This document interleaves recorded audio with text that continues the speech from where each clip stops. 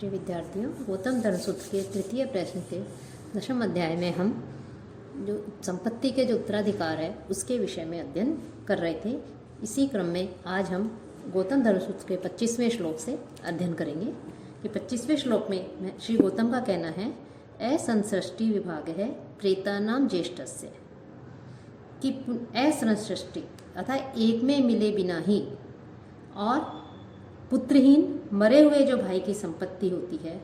वो संपत्ति ज्येष्ठ जो भाई होता है उस भाई को मिलती है। अब संसृष्टि और असंसृष्टि क्या है कि पुनर्मिलन या पुनर्संयोग या इसे संसृष्टि भी कह सकते हैं। कि संसृष्टि जो है इसके 3 स्तर हो सकते हैं। संयुक्त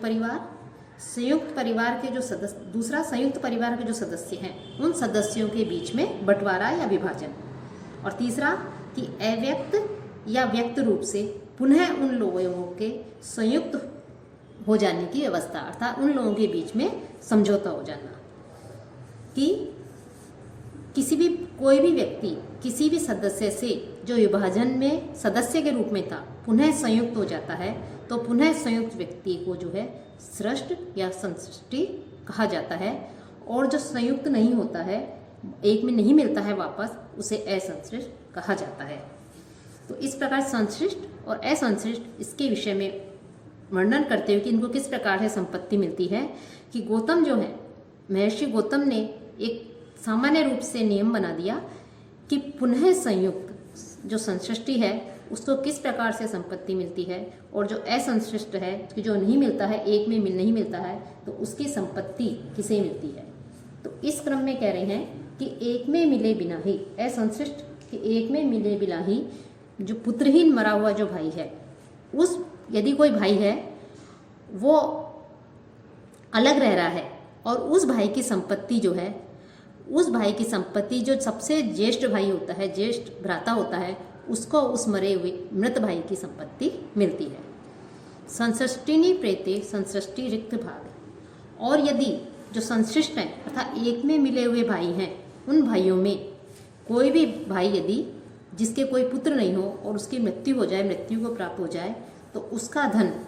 उसके साथ के अन्य जो भाई हैं उनको प्राप्त होता है। कि जो असंसृष्ट है भाई की मृत्यु होने पर तो उसके यदि कोई पुत्र नहीं है तो ज्येष्ठ भाई को उसकी संपत्ति मिलती है, और यदि संसृष्ट अर्थात एक में मिले हुए, संसृष्टि अर्थात एक में मिले हुए अलग हो गए किसी कारण से, लेकिन वापस यदि पुनः संयुक्त हो जाते हैं, एक साथ रहते हैं, तो वो सदस्य यदि मृत्यु को प्राप्त हो जाते हैं तो उसकी मृत्यु हो जाने के पश्चात यदि उसके कोई संतान नहीं है, पुत्र नहीं है, तो उसका जो धन है, संपत्ति है, वो उसके साथ के अन्य जो भाई हैं, दूसरे भाई हैं, उन दूसरे भाइयों को वो संपत्ति प्राप्त होती है। तो इस प्रकार से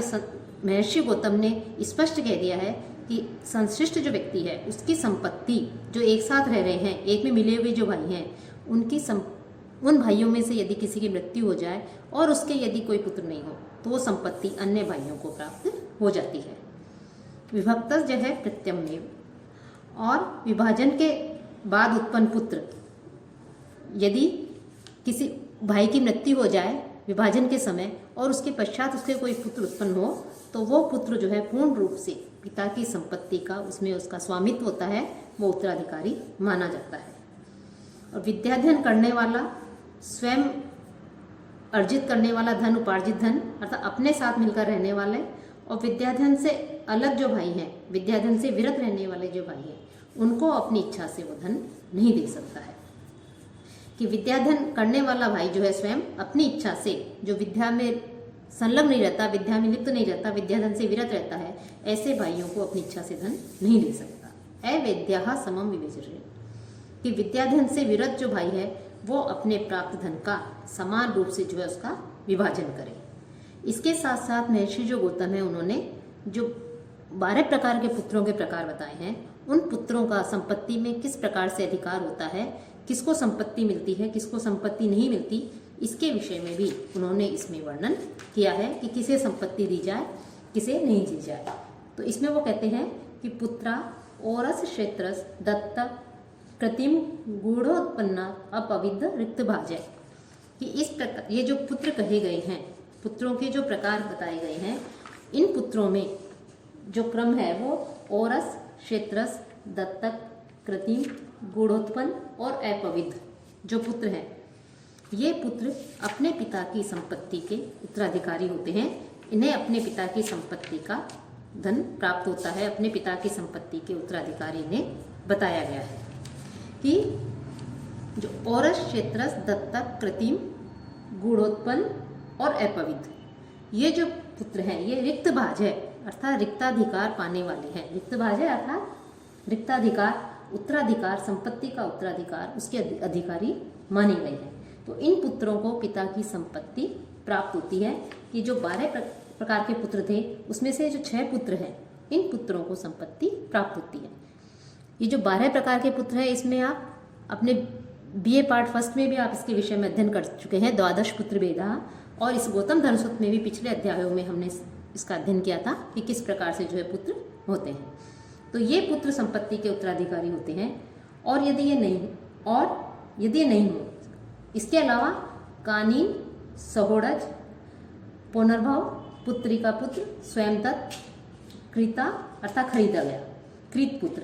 ये भी जो है गोत्रभाज है, अपने पिता के परिवार के ही होते हैं। तो यहाँ पर रिक्तभाज एवं गोत्रभाज इन 2 शब्दों का यहाँ पर प्रयोग किया गया है। कि जो पहले के 6 हैं, औरस, क्षेत्रस आदि, वो तो पिता के उत्तराधिकारी होते हैं, रिक्ताधिकार होते हैं, उन्हें पिता की संपत्ति प्राप्त करने का अधिकारी होता है। लेकिन ये जो बताए गए हैं बाद के 6, ये 6 केवल गोत्रभाज, केवल गोत्र को ग्रहण करने वाले होते हैं। संपत्ति का पर उनका अधिकार नहीं होता है, रिक्ताधिकारी नहीं होते हैं।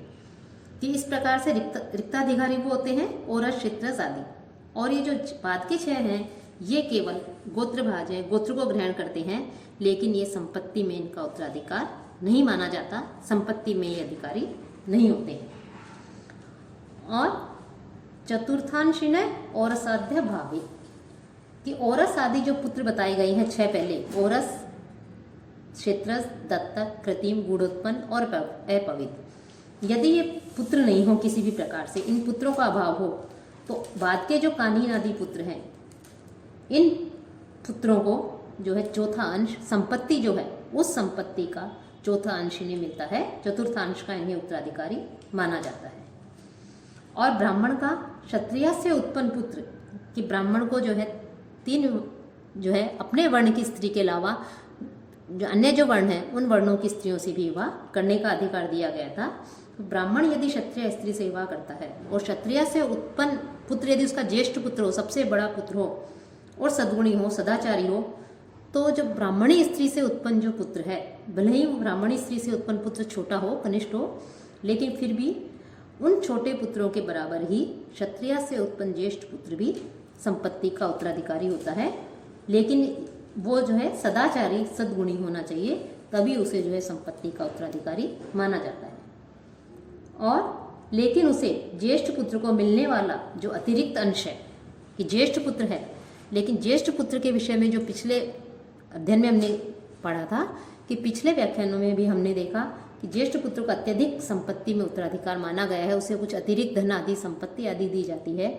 लेकिन यदि ब्राह्मण की क्षत्रिय से उत्पन्न ज्येष्ठ पुत्र हो, तो ज्येष्ठ पुत्र होने पर अन्य पुत्रों के समान उसे धन आदि तो मिलता है, लेकिन उसे अतिरिक्त अंश नहीं देने के लिए कहा गया है, उसे अतिरिक्त अंश नहीं मिलता। और ब्राह्मण के क्षत्रिय और वैश्य स्त्री से उत्पन्न पुत्र हों और उनके बीच यदि किसी प्रकार से संपत्ति का विभाजन किया जाए, तो जिस प्रकार ब्राह्मण और क्षत्रिय से उत्पन्न पुत्रों के बीच होता है, वैसे ही ब्राह्मण और वैश्य स्त्री से उत्पन्न जो पुत्र है वो भी यदि सदाचारी हो तो उसको अन्य पुत्रों के समान ही अधिकार मिलता है, लेकिन ज्येष्ठ पुत्र होने पर भी उसे अतिरिक्त अंश प्राप्त नहीं होता। क्षत्रिय चेत और क्षत्रिय स्त्री से उत्पन्न पुत्र और वैश्य स्त्री से उत्पन्न पुत्र क्षत्रिय पिता से उत्पन्न होने पर भी इस प्रकार से संपत्ति का उसे उत्तराधिकारी माना जाता है। तो यहाँ पर इस प्रकार से संपत्ति का किसका अधिकार होता है, किसका नहीं, किसे कितना अतिरिक्त अंश मिलता है, इसके विषय में जो है यहाँ पर विस्तार से वर्णन किया गया है। कि अपने वर्ण की स्त्री से उत्पन्न पुत्र और अधर्म का आचरण करने वाला हो यदि, तो उसे भी संपत्ति का उत्तराधिकारी, उसे भी कुछ संपत्ति देने के लिए कहा गया है। कि कुछ आचार्य जो विद्वान हैं, आचार्य हैं, उनका ये कहना है कि यदि अपने वर्ण की स्त्री से उत्पन्न हो पुत्र हो, लेकिन वो धार्मिक प्रवृत्ति वाला नहीं हो, धर्म का आचरण करने वाला हो, तो भी उसे संपत्ति का जो है उत्तराधिकारी मानना चाहिए, उसे पिता की संपत्ति में उसका अधिकार होता है। और श्रोत्रिय ब्राह्मण से पत्यम रिक्तम भजीरन, कि पुत्रहीन जो ब्राह्मण है, ब्राह्मण से अपत्यम, कि ब्राह्मण जो है वो कैसा है, पुत्रहीन है, उसके कोई अनपत्यम, उसके कोई पुत्र नहीं है, तो पुत्रहीन ब्राह्मण की संपत्ति जो श्रोत्रिय आदि हैं उनके बीच में विभक्त कर दी जाती है। और राजा अन्य वर्णों के पुरुषों की संपत्ति ग्रहण करता है, कि ब्राह्मण की संपत्ति यदि कोई उसका उत्तराधिकारी नहीं है, पुत्र आदि नहीं है, तो क्षत्रिय ही ग्रहण करे, लेकिन जो क्षत्रिय वैश्य शूद्र हैं, यदि इनकी कोई संतान नहीं है, कोई पुत्र नहीं है, कोई उत्तराधिकारी नहीं है, तो इनकी संपत्ति को राजा ग्रहण कर सकता है। और जो मूर्ख आदि हैं, नपुंसक आदि हैं, उनका भी भरण पोषण करने के लिए कहा गया है। पुत्र भी मूर्ख व्यक्ति है, यदि कोई अन्य किसी प्रकार से जो है अधर्मी जो व्यक्ति है, उसका भी यदि कोई पुत्र है, तो वो भी अपनी संपत्ति का भागीदार होता है, उसे भी संपत्ति में उत्तराधिकारी माना गया है। साथ ही साथ जो अनुलोम और प्रतिलोम विवाह है, उन अनुलोम और प्रतिलोम विवाह से उत्पन्न जो संतान है, उनके विषय में भी जो है संपत्ति के विषय में बताया गया है कि जो शूद्रा पुत्रवत प्रतिलोमास्तु, कि प्रतिलोम से, प्रतिलोम विवाह अर्थात निम्न वर्ण का पुरुष और उत्तम वर्ण की स्त्री से उत्पन्न जो संतान होती है, प्रतिलोम कही जाती है, प्रतिलोमज पुत्र होते हैं। वो जो है उन प्रतिलोम से भी, अर्थात ब्राह्मण द्वारा शूद्रा से उत्पन्न यदि कोई पुत्र हो, तो वो पुत्र उस पुत्र के समान ही जो है वो भी उत्तराधिकारी माना जाता है। कि जैसे ब्राह्मण के द्वारा हो और शूद्रा स्त्री हो, तो उनके द्वारा जो पुत्र उत्पन्न होता है उसे जिस प्रकार का भाग मिलता है, उसी प्रकार से प्रतिलोम विवाह से उत्पन्न जो संतान है, प्रतिलोमज जो पुत्र हैं, उन पुत्रों को भी संपत्ति का उत्तराधिकारी माना गया है। साथ ही साथ कुछ संपत्ति ऐसी होती है जिसका विभाजन, ये तो संपत्ति के विषय में कहा, और कुछ संपत्ति का विभाजन नहीं किया जा सकता, जैसे जल आदि हैं, कुएं आदि हैं, धार्मिक कृत्य के लिए कोई संपत्ति रखी हुई है, निर्धारित की हुई है, रखी हुई है, बना हुआ भोजन आदि है, उसका विभाजन नहीं होता है। और परिवार के सदस्यों, स्त्रीषु च संयुक्तासु, और परिवार के सदस्यों से संबद्ध जो स्त्रियां आदि हैं, उन स्त्रियों आदि का भी जो है विभाजन नहीं होता। तो यहाँ पर इस प्रकार से हम देखते हैं कि जो गौतम है या अन्य जो धर्मशास्त्रकार हैं, उन्होंने किसी भी प्रकार से परिवार में कोई मतभेद नहीं हो, जो संपत्ति है उस संपत्ति का किस प्रकार से विभाजन किया जाए, किसको संपत्ति दी जाए, किसी के पुत्र हो तो उनका विभाजन कैसे करें, पुत्र नहीं होने पर किसे धन दिया जाए, इन सब की उन्होंने, स्त्री का धन पर क्या अधिकार है, किस पुत्र को, ज्येष्ठ पुत्र को कितना धन दिया जाए, इन सब के विषय में विस्तार से वर्णन किया गया है। और इसी के साथ जो गौतम धर्म सूत्र है, इस गौतम धर्म सूत्र का जो है, जो नामक जो ग्रंथ है, ये समाप्त होता है।